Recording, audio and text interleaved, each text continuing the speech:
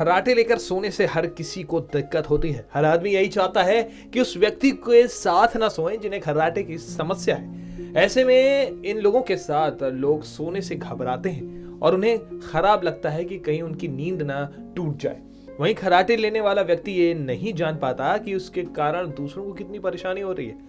ऐसे में अगर आप कहीं खर्राटा लेते हैं तो आपको सावधान होने की जरूरत है। आपको बता दें, किसी के बगल में अगर आप सोएंगे और खर्राटा लेंगे तो वो कहीं ना कहीं उससे भी परेशानी लगेगी जो आपके साथ सो रहा है। तो आपकी परेशानी को कम करने के लिए और इससे छुटकारा पाने के लिए आज हम कुछ उपाय लेके आए हैं और इसके बारे में हम आपको बताएंगे जिससे आप खर्राटे की समस्या से राहत मिल जाएगी। तो चलिए जानते हैं क्या है वो उपाय।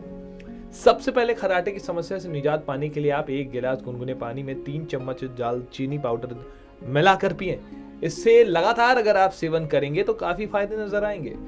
दूध कई बीमारियों के लिए फायदेमंद है, ये बात आप जान लीजिए। इसलिए रात को सोने से पहले कम से कम 1 कप दूध अवश्य पिएं।